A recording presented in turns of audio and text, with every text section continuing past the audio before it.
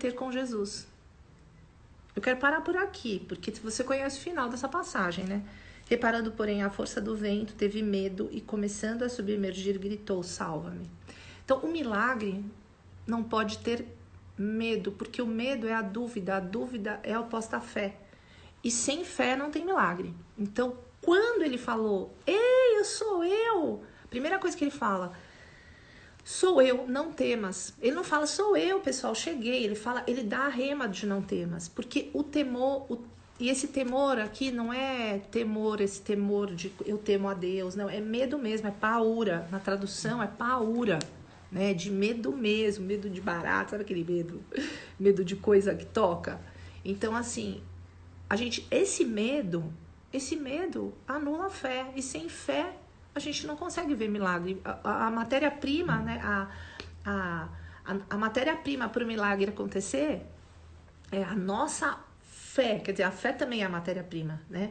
Mas o poder de Deus, né? Opera sobre uma fé poderosa. A gente precisa ter fé. Aí Deus fala assim: agora eu vou fazer o milagre, porque não tem dúvida, não tem impedimento e eu posso agir.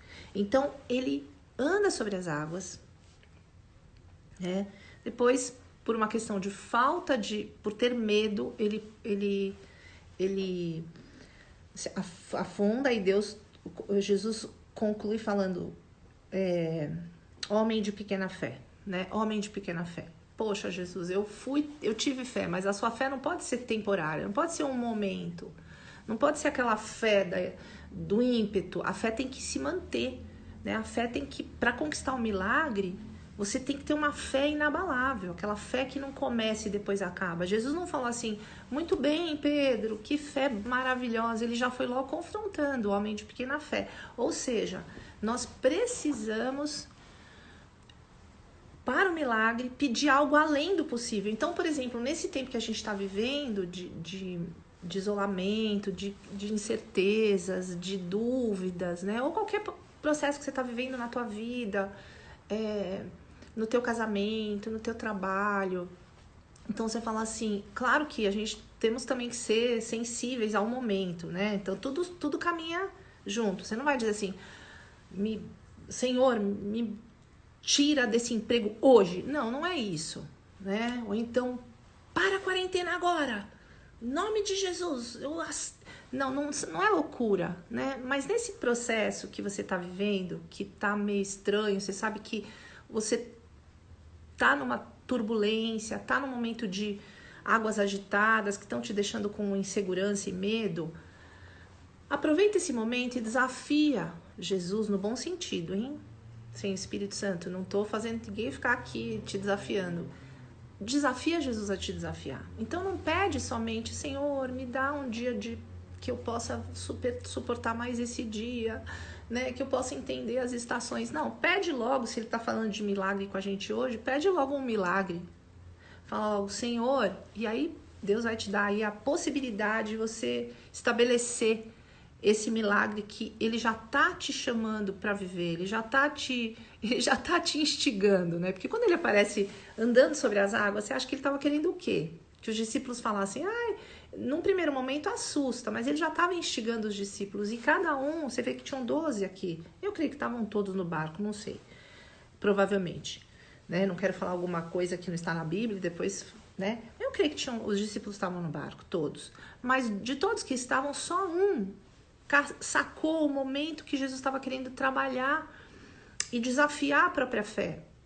E Pedro foi incrível. Ele não pediu: para essa tempestade, né? Ele já logo, pá! Eu lembro que quando a gente estava naquele momento lá daquela água invadindo o nosso carro, saindo da igreja, quem conhece essa história, eu não posso contar, a gente tem pouco tempo, eu entrei num pânico. A apóstola do avivamento, né, saiu do culto, a ungida das galáxias. A hora que a água subiu, cara, eu comecei a gritar: ai Jesus, ai Jesus, comecei a berrar, pânico. O Fábio: fica quieta. E uma voz de fé de dentro do meu carro surge, na minha caçula, dizendo: parem agora, nós saímos da igreja, em nome de Jesus, o Senhor estava com a gente, era o Espírito Santo. A Raquel começou a ser tomada por uma fé. Eu não digo que ela é a mais corajosa, ela é mais Pedro na casa. A Raquel é mais Pedro mesmo. E aquela palavra inundou aquele carro. E o meu medo, eu parei de falar, porque veio a minha falta de fé tava anulando o milagre que Deus precisava fazer. A gente precisava passar pelas águas. Jesus, aquela voz me fez ficar quieta. Eu parei de gritar, eu fiquei... E ela, para. Foi tremendo. Então minha filha foi usada para impedir que a minha falta de fé atrapalhasse aquele milagre tremendo que o Senhor estava nos entregando, né? Então, assim, tem pessoas que vão viver milagres, ou vão, como Pedro, que andou sobre as águas. Talvez os outros discípulos dissessem assim, não aconteceu nada, você nem viveu nada, você não andou milagre nenhum, você achou que você andou sobre as águas, não foi. Então, sabe por quê? Que sempre vai ter o descrente, o que não acredita, que a água cobrindo o carro. A gente sabe, quando a gente passou e viveu um milagre, Deus ali estava nos dando o milagre para a gente testemunhar e também para a gente crescer nessa força de saber que Ele faz. Então, sabe por quê? Sempre vão ter os incrédulos. Ali em João, no capítulo 6, logo depois, outro evangelho falando sobre a multiplicação, e depois da multiplicação, lá em João 6, aparece um momento onde o Jesus tinha acabado de multiplicar os pães e os peixes. Você vai ler João 6, 5, né? No 6, ele multiplica os pães e peixes, ele curou o paralítico no 5. No 6, ele multiplica os pães, anda sobre as águas, em João 6, não tem a passagem de Pedro aqui. E depois em João 6, mais pra frente, depois que ele multiplicou, andou sobre as águas, vem um grupo de pessoas se aproximar dele, né? E fala assim, olha a frase em João 6, 30. Então, a turma pergunta pra ele, então, Jesus, é o seguinte, que sinal você faz para que vejamos e creiamos em ti? Quais são os teus feitos? Gente, pelo amor de Deus, anote essa referência. João 6, você vai ler João 6, você vai ver que ele multiplicou peixe, andou sobre as águas, pão e peixe, andou sobre as águas. Aí chega um povo perto dele, e aí pergunta assim, ei, o que a gente faz para realizar as obras de Deus? Aí ele responde no 29, a obra de Deus é esta, obra de Deus, obra grandiosa de Deus é o milagre, hein? É que você creia naquele que por ele foi enviado. Você tem que crer em mim. Se você crê em mim, Jesus estava dando a dica, você faz a obra de Deus, você faz milagre, você faz tudo. Então no 30 eles disseram, né, no versículo 30, que sinal fazes para que o vejamos e creiamos em ti? Quais são os teus feitos? Nossos pais comeram um maná no deserto, como está escrito. Eles começam a dar uma de, tipo, nossos pais comeram maná, aquele Deus fazia milagre, né? O nosso Deus, mal sabiam que ele era o Filho de Deus, ele era o próprio Deus manifesto. E eles não viram, eles pediram mais, eles não conseguiram ver o milagre que Jesus tinha feito. Porque talvez eles não crescem em Jesus. E hoje eu quero deixar o seguinte, você crê mesmo em Deus? Você crê mesmo em Cristo?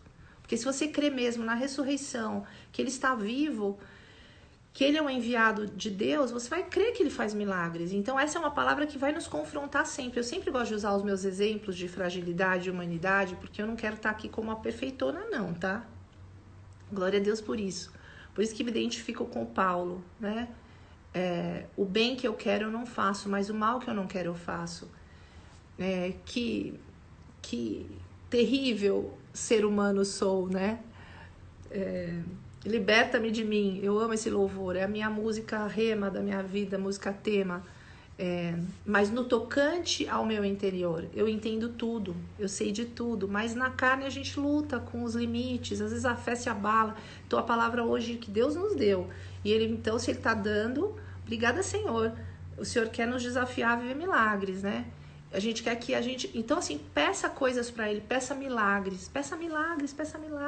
Fala, Senhor, eu quero. Então, tem gente nesse processo, vivendo nesse tempo, que sempre quis um milagre, mas nunca teve coragem de pedir. Então agora, peça milagres, mas se prepare para esse milagre, se abasteça, lembra que eu falei ontem? Se abasteça disso, da palavra, vai para a Bíblia e o Senhor vai realizar. E a gente vai testemunhar aqui nos nossos devocionais que o Senhor realizou milagres nesse tempo.